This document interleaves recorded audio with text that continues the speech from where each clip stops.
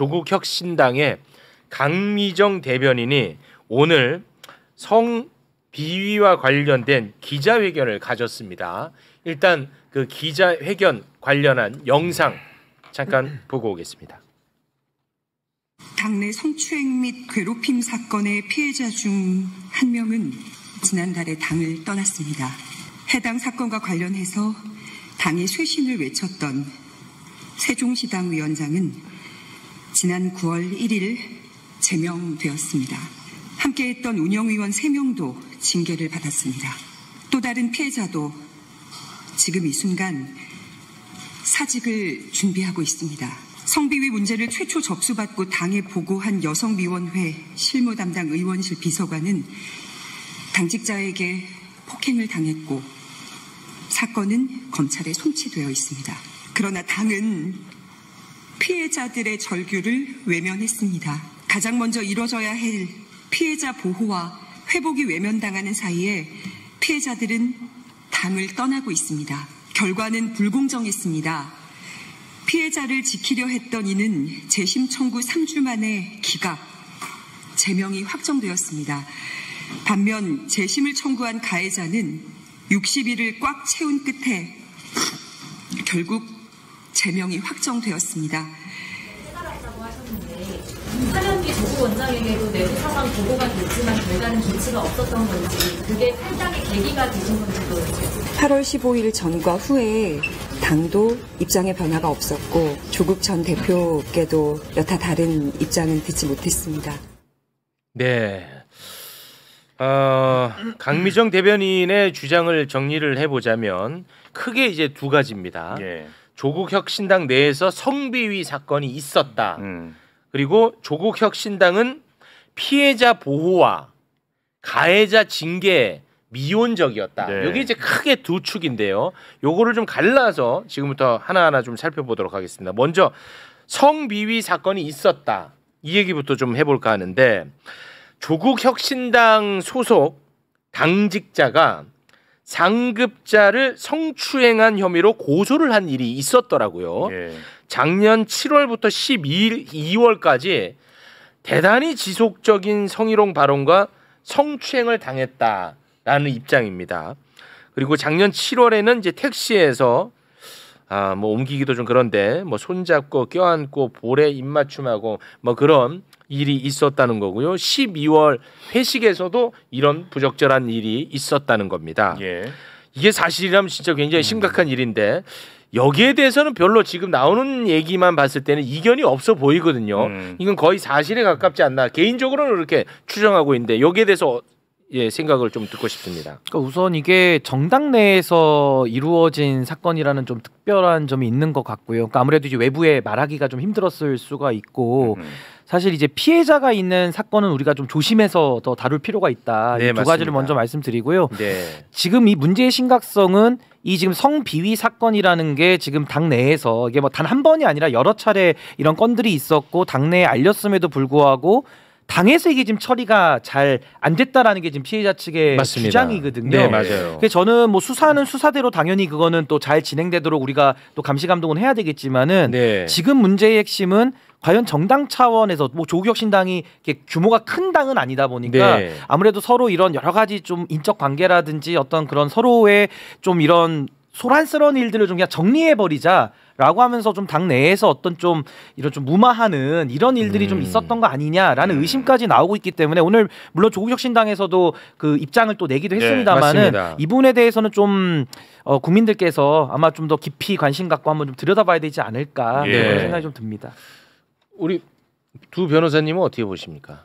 아니 일단은 사실 확인이 급선무죠. 네. 그러니까 그게 있었다고 하면 응분의 조치가 당연히 이루어져야 되는 것이고 뭐 양 당사자 간의 말이 좀 틀리다면 사실 확인을 위한 거를 뭐 수사기관에서 할 수 있는 거는 거기에 맡기더라도 네. 당 내부적으로 확인할 수 있는 것은 철저히 확인을 해서 책임이 있는 사람에 대해서 응분의 조치를 취해야 될 텐데 그 지금 저 기자회견 부분 중에 저는 약간 갸우뚱한 게 왜 피해자 쪽의 편에 섰던 사람들이 계속 제명이 되고 뭐 당을 떠났다.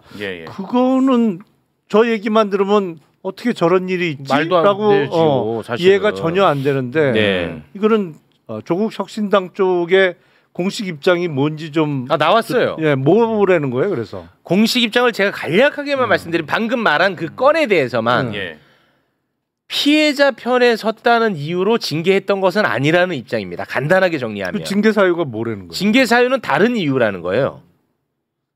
그게 이제 조국 혁신당의 공식 입장이에요. 그러니까 그거는 사실 확인을 해봐야죠. 네. 우리 변호사님은요? 그러니까 이제 가끔 이런 사건들을 접하면 이제 피해자 입장에서 접할 경우가 많이 있거든요. 직무상. 근데 가끔 이제 피해자들은 이제 본인들의 억울한 마음이나 이런 것 때문에 절차적 그 과정들을 조금 못 견뎌 하시는 경우를 저희가 가끔 봐요. 그러니까 피해자는 본인의 피해 사실을 호소를 하는 반면에 가해자는 거기에 대해서 조금 다른 이야기를 하는 경우가 있고 그러다 보면 제3자의 입장에 있는 이 절차를 진행하는 사람 입장에서는 당연히 뭐 어떤 질문을 한다든지 어떤 이렇게 진실을 알아가기 위한 여러 가지 이제 조치를 취할 거고 그 과정에서 이제 시간도 걸리기도 하고 또 때로는 피해자 입장에서 곤란한 질문이나 곤란한 사실 확인들이 있기도 하거든요.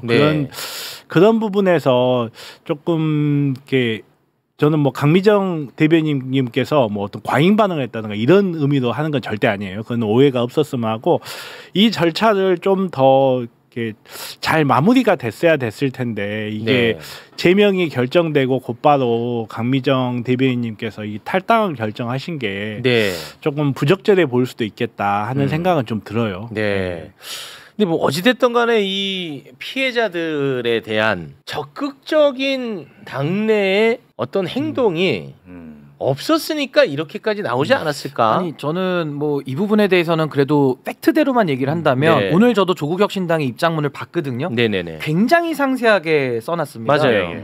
근데 거기 어디에도 이 사태에 대한 정무적인 책임 내지는 죄송함 이거 한마디도 없어요. 그냥 저도 이제 그게 마치 원고 피고가 법정에서 다투는 의견서를 낸 것처럼 입장을 냈거든요. 그렇다면은 이게 아무리 봐도 좀 이해는 잘 안 되잖아요. 왜냐하면 당에서 문제 제기를 했고 이런 안 좋은 성비위 사건이 있었다라고 하면은 그 자체로 사과해야지. 아니 이거는 토론의 문제가 아니잖아요. 누가 그렇더라도 이런 문제를 딱 누가 발생을 시켰다 수사받는다 그럼 당연히 제명되고 목소리를 낸 사람들이 뭐 다른 징계 사유라고 하더라도 이런 식으로 정리가 안 돼가지고 누적된 문제가 이제 오늘에 와서 이게 터졌다.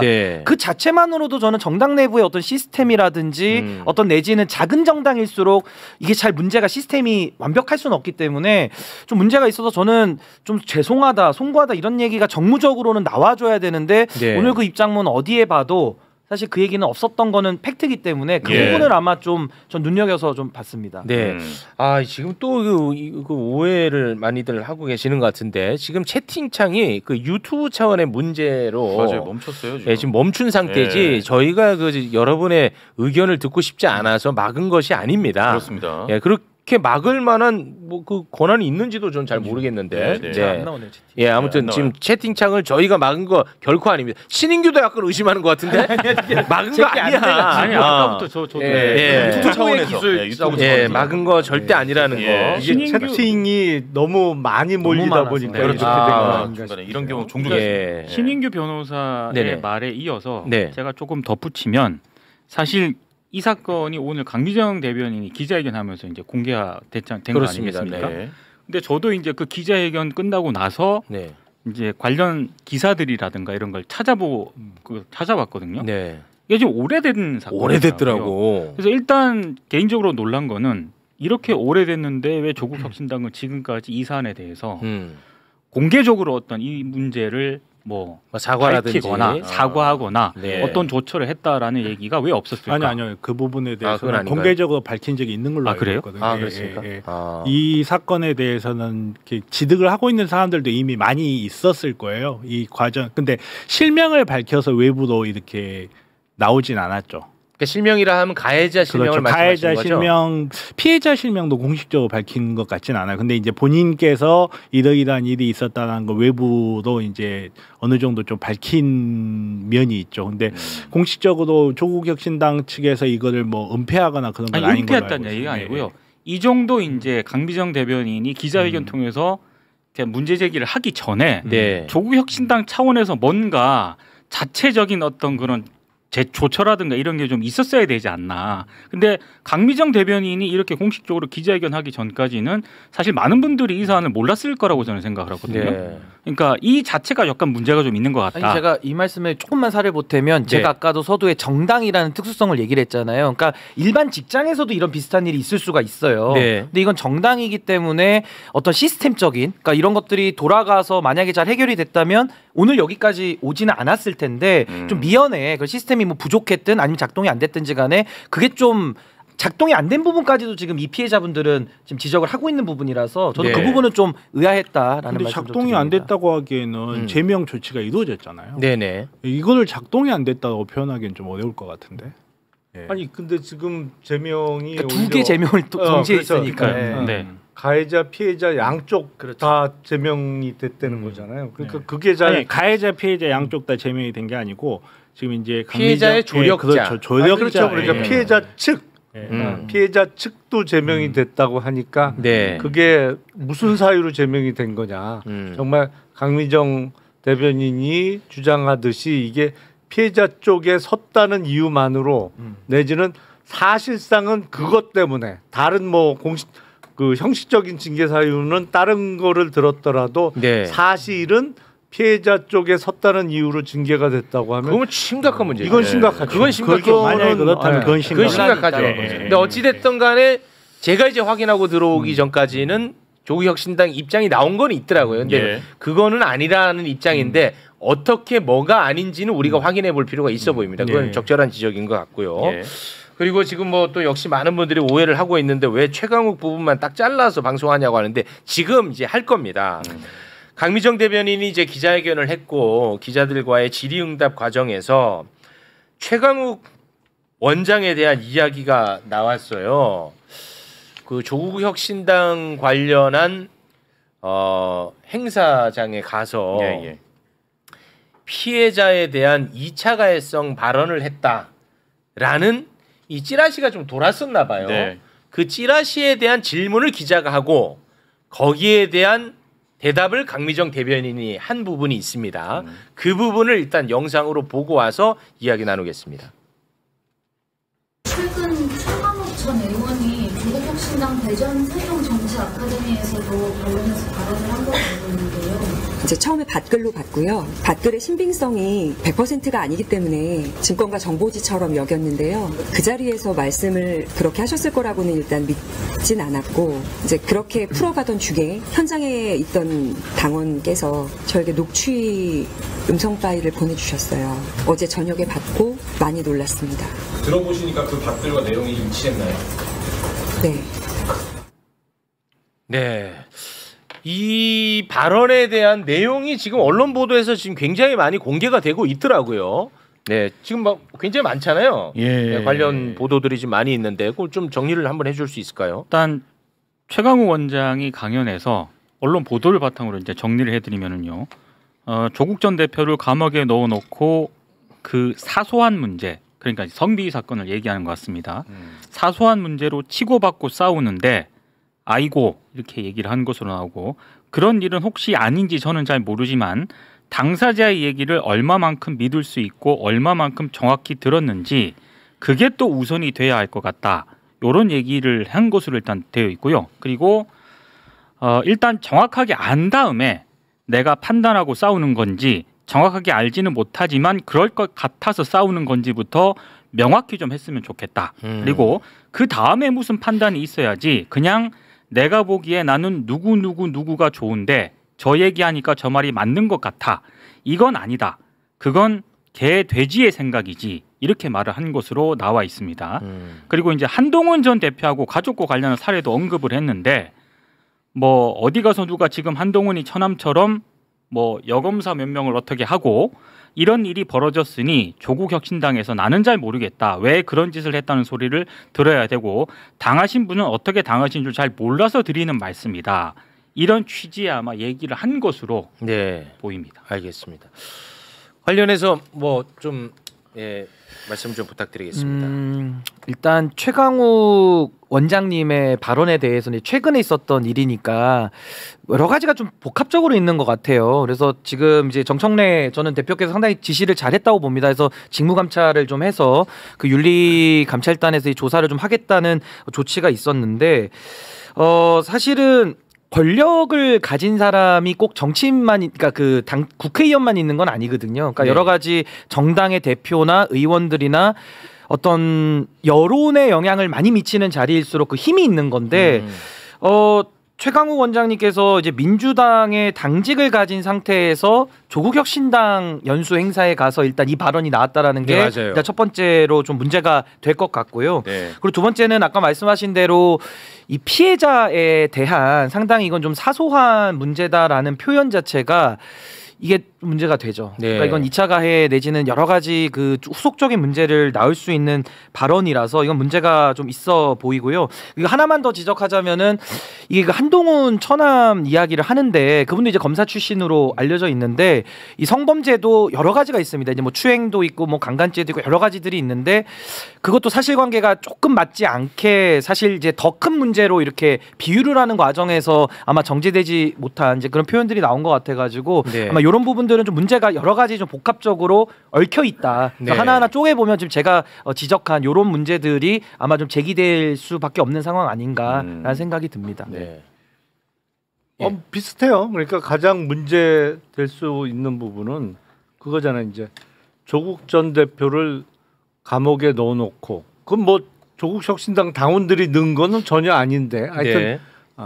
전 대표가 감옥에 있는 상태에서 왜 이런 사소한 일을 갖고 싸우느냐. 근데 이제 그 사소한이라는 표현 자체가 네. 인식이 잘못된 거 아니냐. 그러면 뭐 전 대표가 감옥에 있으면 어떠한 일이 당 내에서 벌어지더라도 다 침묵하고 이른바 단일 대우를 유지하기 위해서 다 묻어야 되느냐. 뭐 이런 식의 논리가 나올 수 있기 때문에 그 부분이 문제였던 것 같고 저도 그 사실은 사면복권 기사 보면서 알았어요. 최강욱 전 의원의 당적이 민주당이었구나. 이건 큰 풍자다. 네, 알겠습니다. 아니 그러니까 민주당 교육연수원장이 왜 조국혁신당 아카데미에서 물론 뭐 교차로 강연을 할 수도 있습니다만 네. 본인이 이제 그런 오해를 많이 받고 있다고 하면 오히려 그런 자리를 좀 피했어야 되는 거 아닌가라는 네. 생각이 좀 들어요. 예. 우리 변호사님 의견도 궁금합니다. 뭐 최강욱 의원님의 워딩이 좀 부적절한 부분이 있었는데 네. 그렇다고 해서 최강욱 의원님이 뭐 어떤 사실관계를 확정해가지고 누군가를 비난하거나 누군가를 저격할 의도로 한 말이라고는 전혀 보여지지 않아요. 그리고 사실 이제 뭐 누구와 누구의 관계를 이야기하기는 좀 그렇긴 하지만 최강욱 의원님 같은 경우는 이제 제가 알고 있는 범위 내 강미정 그 대변인님하고 같이 방송을 진행하기도 하고 방송을 오래 한 걸로 알고 있습니다. 그래서 개인적 친분 관계도 있기 때문에 뭐 어떤 특정 대상을 저격해서 이야기를 했다기보다는 그냥 이 자리에서 그러니까 이게 당 전체의 어떤 구조적인 문제라기보다는 개인의 일탈 정도의 문제인데 이걸 가지고 너무 이렇게 당 전체가 과민해서 반응하는 것도 좀 적절하진 않다 이런 의미에서 이런 발언이 나오지 않았나 저는 좀 그렇게 판단이 됩니다. 네. 최강욱 원장과 관련된 사실관계는 이 지금 녹취가 혹시 그 공개가 됐는지 제가 그건 잘 모르겠는데 이건 어떻게 보면 굉장히 그 분명한 사실관계가 있고 네. 여기에 대해서는 뭐 각자가 저는 판단을 할 수 있다고 봅니다. 네, 그래서 이 부분은 이 정도 선에서 좀 마무리를 해도 괜찮을까요?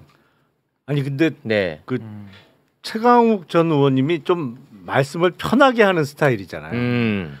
그 녹취 파일이 조금 더 위험할 것 같은데.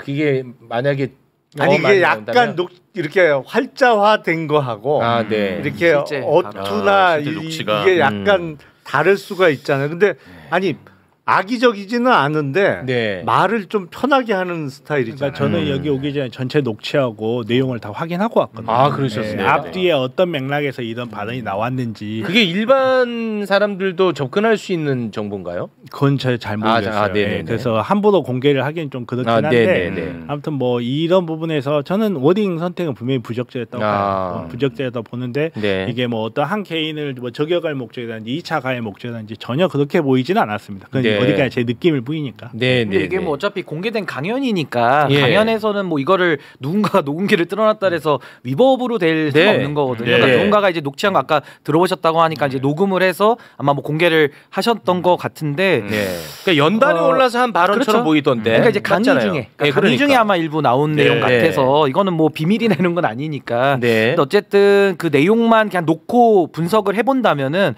이거는 피해자에 대한 2차 가해성 발언으로 저는 볼 여지가 매우 높다. 봅니다. 알겠습니다. 근데 왜 그 조국 혁신당 관련한 사건을 매불쇼가 입장을 내라고 자꾸 하시는지를 모르겠네요. 저희는 아무 관련이 없습니다. 조국 혁신당이랑. 근데 저는 가해자 있지 않습니까? 가해자. 근데 지금 가해자가 누군지 안 나오잖아요. 근데 그분은 조국 혁신당의 고위 당직자로 알려져 있던데 그러면은 사회적 책임이 있는 분 아닐까요? 그렇죠. 작년까지는 그 중요 당직을 맡았던 걸로 제가 알고 있어요. 그럼 이거는 제가 이제 궁금증인데 만약에 그렇다면 사회적 책임을 가진 인물일 텐데 왜 그 분에 대한 이야기는 안 나오는 거죠?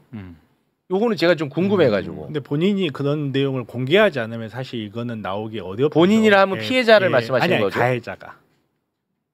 그래요? 가해자가 공개하지 않으면 실명이 나오기는 어려울 것 같아요. 아니 그러니까 그런 거죠. 이게 정말 중대 범죄로 해서 특수하게는 이제 뭐 범죄자 신상 공개 뭐 이런 것들이 있잖아요. 근데 이거 그쪽까지 갈 사안은 아닌데 제가 알고 있기에 공적 인물, 그러니까 공적 인물도 단위가 다 있어서. 그러니까 저는 그걸 얘기해요. 그러니까 어디까지 공개하는 기준이 있는데, 근데 이분을 저도 그 고위 당직자로는 알고 있어서 사실은 뭐 공개가 돼도 사실 그걸 가지고서 아마 그 혐의를 받는 분 입장에서 이해하기는 좀 어려울 만큼 일단 고위 당직 이셨기 때문에 근데 공개는 안 됐더라고요. 그래서 저도 그 부분에 대해서는 나름 경찰서에서도 이 기준을 갖고 있을 텐데 제가 그 기준은 지금 파악을 못해서 제가 알고 있기로는 경찰 수사가 고소 고발까지는 안 된 걸로 알고 있는데 제가 정확하지가 않나요? 그 조사는 받고 고발이 된 사건입니다. 고발이 됐어요. 고발이 꽤 됐습니다. 오래 전에. 요 고발이 정확하게 된 사건입니다. 알겠습니다. 자, 뭐 관련해서 뭐 더 이야기가 나오는 부분이 있으면 저희가 계속해서 다루도록 하겠습니다.